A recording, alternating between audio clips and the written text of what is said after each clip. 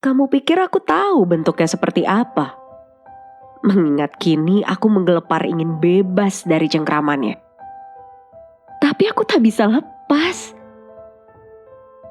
Terseret jauh ke dalam rongga hitam yang menghisap raga dan jiwaku secara paksa. Lebih kelam dari mimpi burukmu. Lebih merah dari kucuran darahmu. Kamu takkan mengerti. Tak ada orang yang mau mengerti. Sudah, jangan dengarkan celotehanku ini. Toh semua orang sudah berhenti mendengar. Kecuali Dokter Pana. Dalam evaluasinya, Dokter Pana menyimpulkan bahwa aku menderita penyakit manik depresif ringan. Karena emosiku terus berubah-ubah. Tak konstan. Mood swings namanya, apalah. Terserah. Menurutku emosi ya emosi. Nyata. Mendera. Dokter Pana tak mengerti aku. Sama seperti kamu. Berhentilah menceramaiku. Aku berjalan mondar-mandir di kamar tidurku. Di sebuah unit apartemen di Menara 3 yang menghadap ke jalur arteri ibu kota. Hujan turun deras sejak sore tadi. Butiran air terus menghantam jendelaku. Satu demi satu. Menapakkan jejak bening.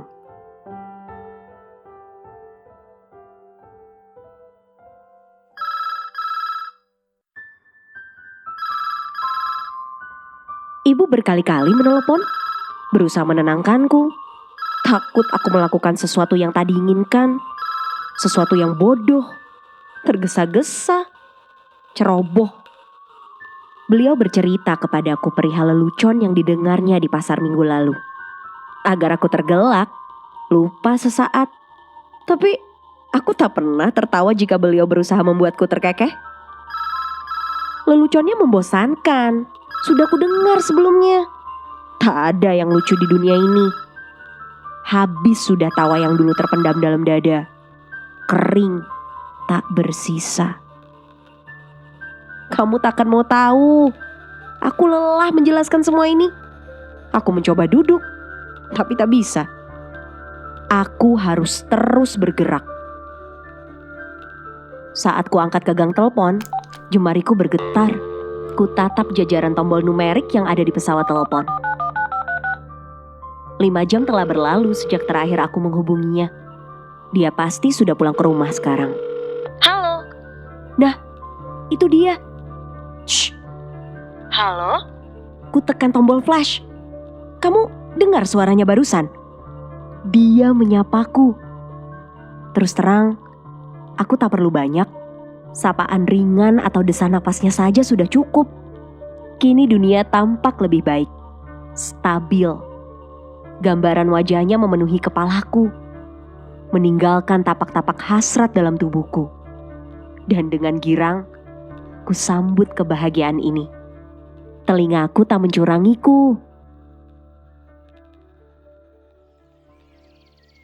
Namanya Kemarau. Seperti nama musim, dia adalah wanita tercantik yang pernah hadir dalam hidupku. Matanya berwarna hitam kecoklatan. Dan saat dia tertawa, matanya menari menggodaku.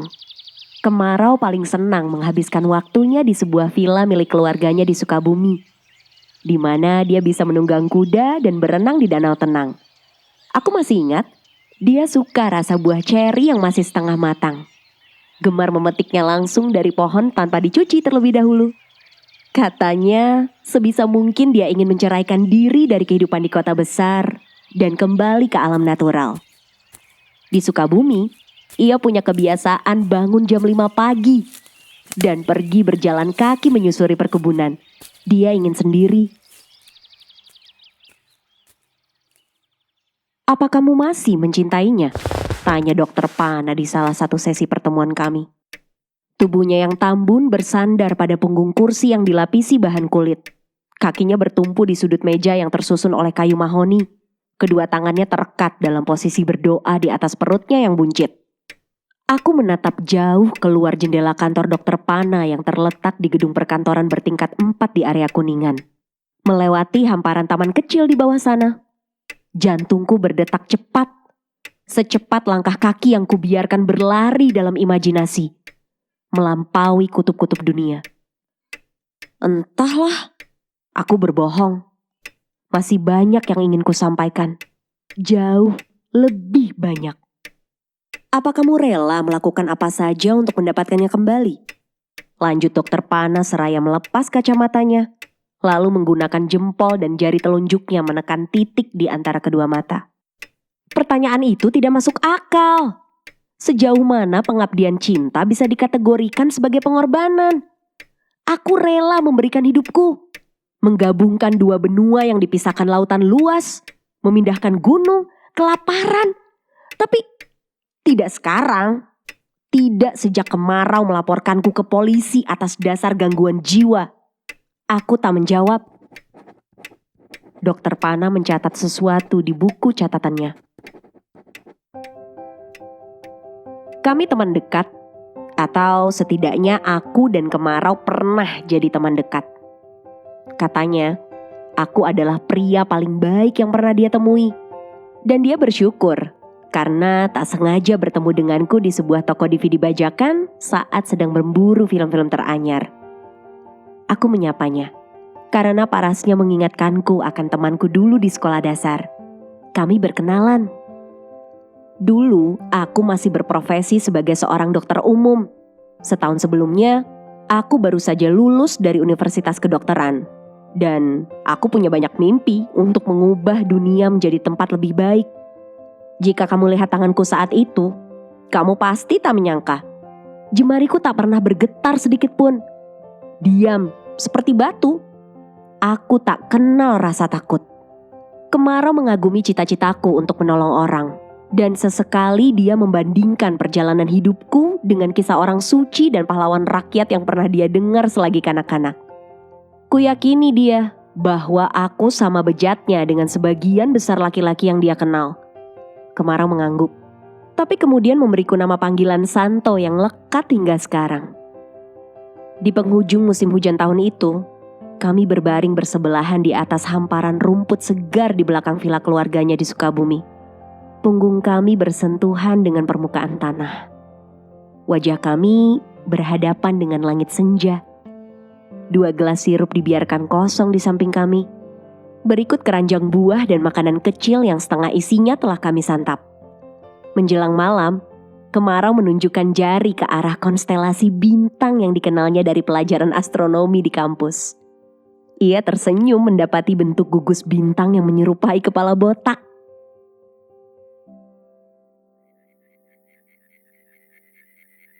Itu pamanku, Om Lingus, bisiknya sambil tertawa. Rambutnya tak pernah tumbuh lagi sejak ia berusia 2 tahun. Sesuatu dalam tubuhku bereaksi mendengar suaranya. Aku menoleh ke arahnya. Kemarau terdiam bisu. Kupegang tangannya.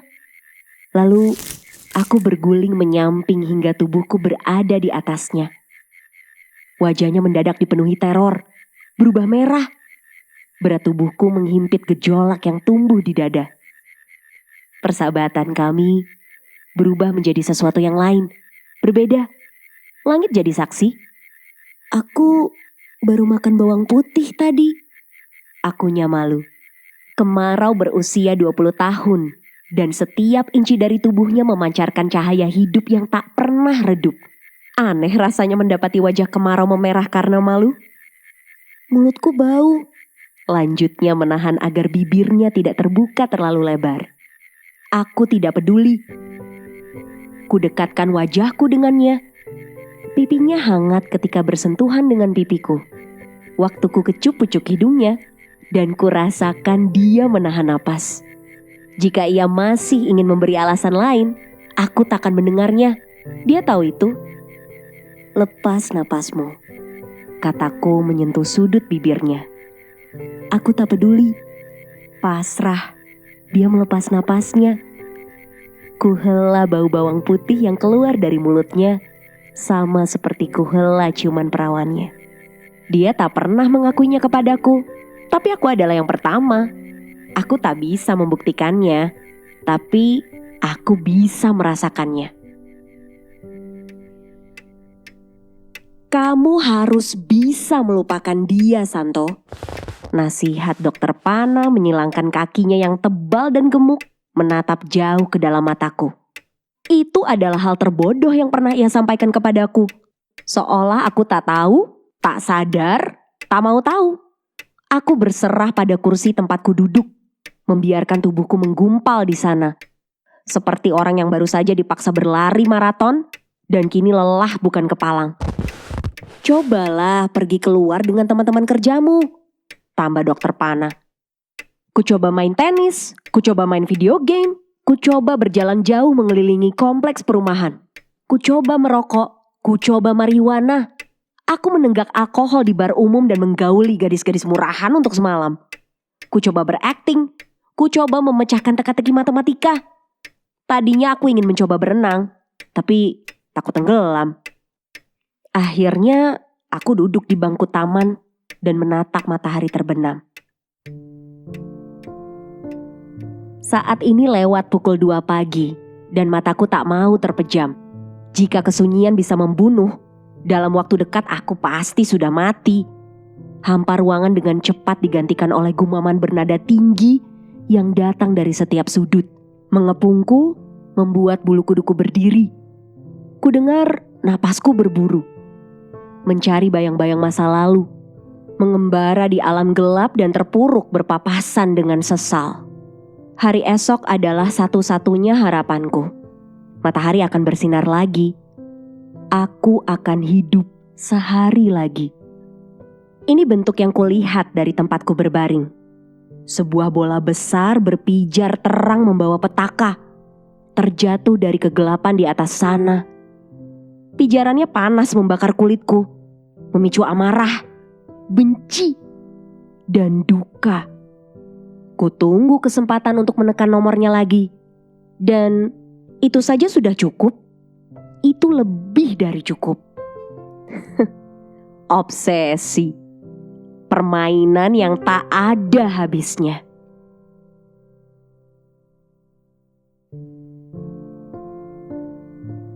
Halo teman-teman, terima kasih sudah mendengarkan cerpen Obsesi. Cerpen ini ditulis oleh Mbak Maggie Tiojakin. Jadi beliau ini penulis dan juga bekerja di storytelling agency saat ini. Nah, cerpen Obsesi ini aku nemuin waktu itu di dalam buku kumpulan cerpen yang ditulis olehnya. Judul bukunya itu Balada Cing Cing. Mbak Maggie ini juga pernah bikin beberapa cerpen audio loh. Kamu bisa dengerin di fiksilotus.com namanya. Tapi sayangnya sih sekarang memang belum diupdate lagi cerpen audionya. Mungkin lagi sibuk kali ya. Kamu bisa colek-colek juga kalau suka dengan cerpennya. Siapa tahu beliau mau update lagi kan? Oh iya, yang narasiin cerpen ini adalah seorang voice over talent andal banget nih. Namanya Andina. Sesungguhnya ya, aku gak tahu sih nama panjangnya Andina siapa. Cuman biasanya aku manggil dia Andin.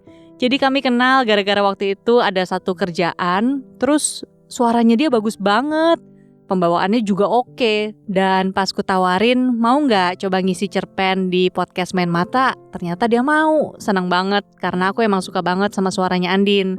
Kamu bisa cek Instagramnya dia di IamAndina, IAMANDYNA. Di situ dia juga naruh ada tautan untuk kamu dengerin suara-suara dia yang lain. Jadi kalau kamu suka dengan cerpennya dan juga dengan pembacaannya, kami dari podcast Main Mata akan berterima kasih sekali jika kamu mau merekomendasikan bab ini atau podcast Main Mata secara keseluruhan ke teman-teman kamu yang suka baca buku dan juga suka dengerin cerpen audio. Caranya bisa dengan klik tombol follow di Spotify podcast Main Mata lalu share bab ini ke media sosialmu. Mau di Twitter, Instagram, Facebook, apa aja. Kalau mau kasih saran atau masukan juga boleh, bisa mention atau DM di postingan yang berhubungan dengan bab ini. Kalau di Instagram bisa ke @potluckpodcast atau @patricia.wulandari. Kalau di Twitter bisa di @podcastpotluck atau di @patipatigulipat. Jangan lupa juga untuk dukung jaringan Potluck dengan subscribe di YouTube dan platform podcast lainnya. Untuk informasi lengkap seputar episode terbaru yang akan tayang dari channel-channel podcast yang ada, follow jaringan Potluck di Instagram @potluckpodcast. Sampai jumpa lagi. Dadah!